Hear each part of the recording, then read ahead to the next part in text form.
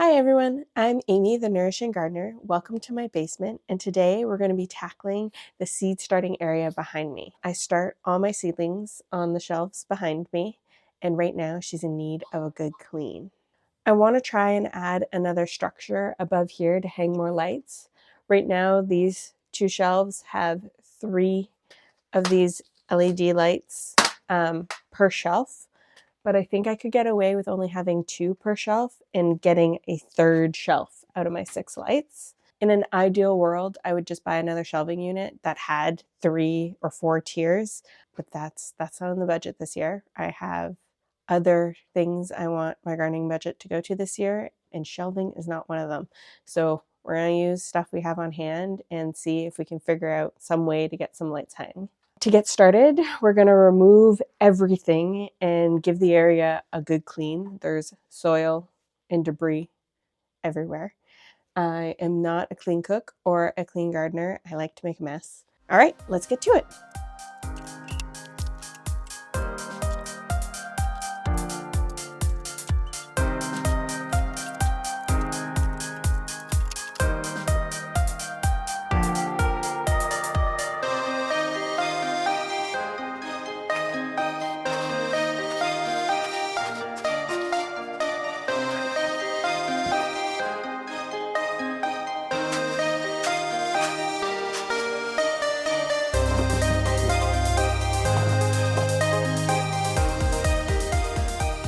If you're wondering why I have a mat down here, it's because we're on concrete floors and it's cold.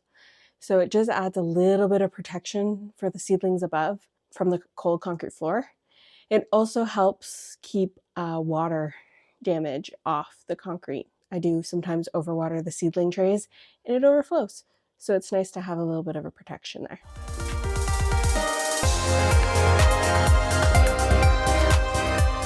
Okay, now it's time to figure out how we're gonna add lights above here.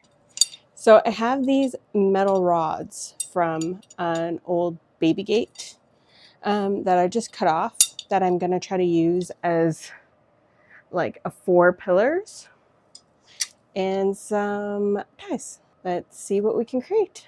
It took some trial and error, but we got it to work. Let me show you how I did it. So I connected the metal rods that we have to the shelving unit using just a zip tie.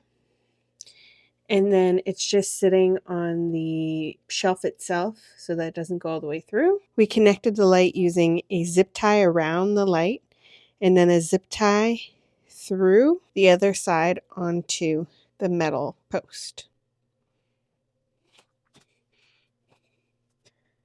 And now we have 3 shelves. Now I'm going to put the lights across the other 2 shelves. So each of my lights came with a little bracket to hang them by. What I'm doing is mounting the brackets with a zip tie to the underneath of each shelf and then just pushing the light in. Let me show you.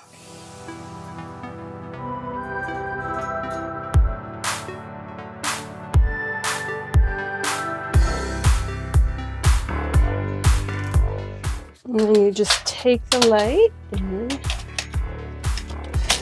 push it in.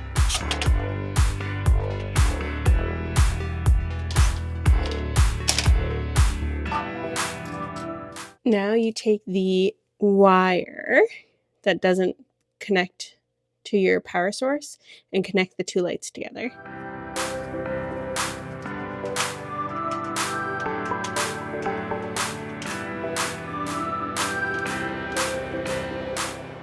Then you go to the other side of one of the lights and plug in your wire.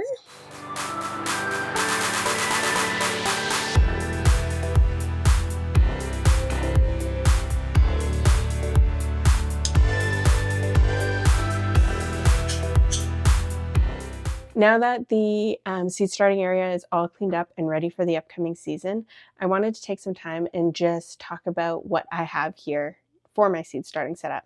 So I just have a 3-tiered baker's shelving unit I got from Amazon and a 6-pack of shop lights, LED shop lights.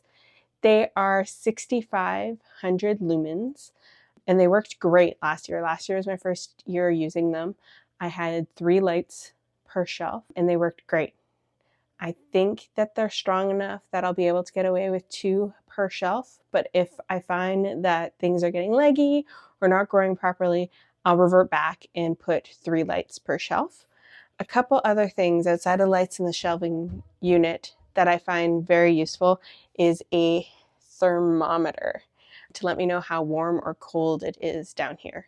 We are in the basement. It gets quite cold, so it's nice to know the temperature because your seeds germinate so much better if you can be in an area where the room temperature is over 21 degrees Celsius. The other thing I have down here is a portable heater.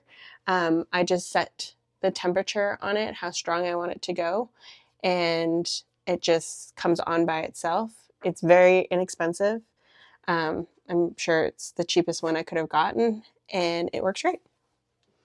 It's not a necessity, but it is a nice to have, especially when starting peppers and tomatoes, is a seedling heat mat. It just adds that little bit of bottom heat that helps get tomatoes and peppers up quicker. The reason I like using a heat mat, even with the heater, is I'm limited on the shelving space I have for my garden, and it just gives enough bottom heat for things like peppers and tomatoes to get them up and going quick. Because I don't have unlimited space, I don't start my seeds terribly early. I'm not starting pepper seeds right now. I won't be starting pepper seeds for probably another month or so. I know a lot of people like to get their peppers up and going. I don't. I just don't have the space to care for them indoors for an extended period of time under lights and keep them healthy. So the pepper seeds in particular can take a while to germinate. So having some bottom heat does make a big difference, but it's a nice to have, not a must have. Another nice to have when you're thinking about where in your house to put your seed starting area is easy access to water. You'll be watering your seedlings, or at least checking on them daily. So not having to lug water from one end of the house to the other is definitely a nice to have.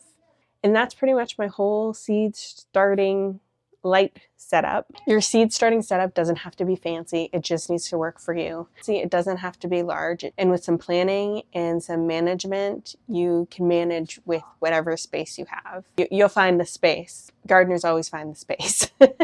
The other thing I wanted to let you guys know is that I'll be starting a YouTube short series on starting seeds. So not like how to start seeds in particular. I have a goal to grow 650 pounds of produce from my 280 square foot garden. So I thought it would be fun to share with you guys as I start the seeds, what I'm planting, how many of each of the crop that I'm planting, and the yield I'm hoping for from each of those crops to hit that goal. If you guys are interested in checking out that short series as it starts, and if you want any more gardening content, cooking content, and preserving content, be sure to subscribe. Thank you for watching.